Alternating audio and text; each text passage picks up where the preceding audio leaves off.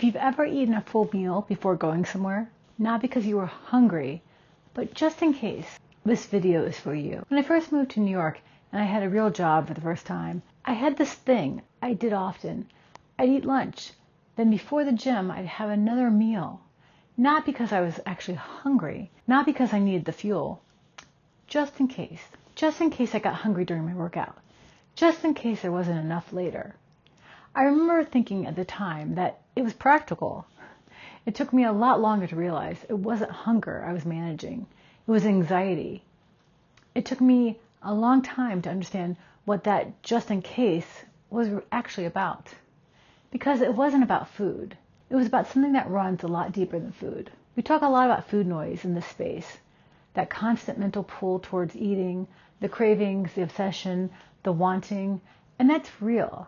But there's another version of this that almost nobody talks about. And it doesn't look like craving at all. It doesn't look like desire. It looks like planning. It looks like preparing. It looks like a low hum of vigilance that never quite turns off. Your brain isn't chasing food, it's guarding it. And those are two completely different things. One is a hunger signal. The other is a safety signal. And they require completely different responses. What I'm describing is something I call a scarcity loop. And it's a pattern underneath a lot of food behavior that people spend years trying to fix with willpower and never actually solve. Here's what a scarcity loop actually is. It's what happens when your nervous system learned at some point in your history that enough wasn't guaranteed. Not necessarily that you starved, not necessarily that your pantry was ever completely empty, but that the supply was unpredictable.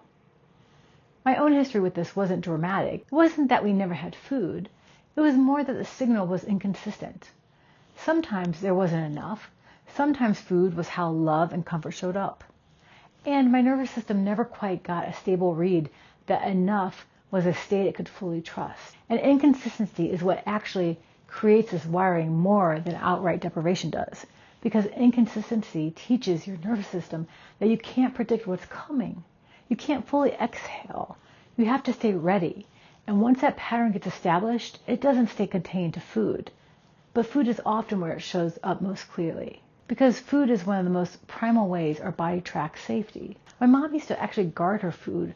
My mom used to guard her plate. She didn't like people taking food from it, or even getting too close to it.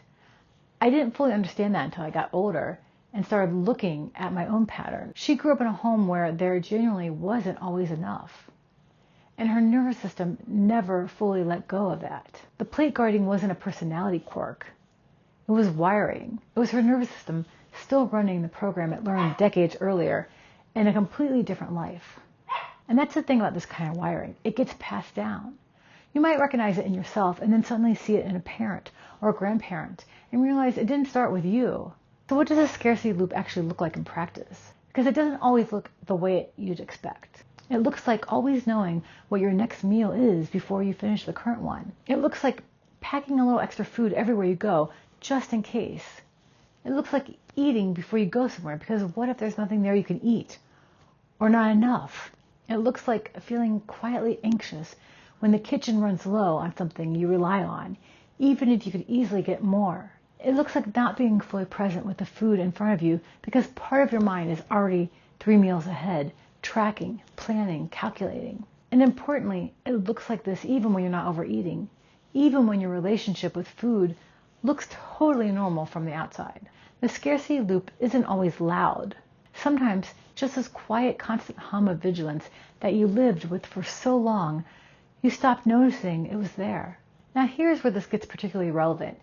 If you're on a GLP-1, these medications are genuinely remarkable at quieting food noise. The cravings soften, the constant wanting goes down, the pull towards food changes in a way that a lot of people describe as the first real silence they've ever experienced around eating. And that's real. That's a medication doing exactly what it's supposed to do. But GLP-1 does not touch the scarcity loop. Because the scarcity loop isn't about desire, it's about safety. And those are different systems. So you might be on a GLP-1 and notice that your cravings are generally quieter, but you're still planning every meal 3 days out. You're still anxious if the fridge isn't stocked the way you'd like it. You're still eating before events just in case.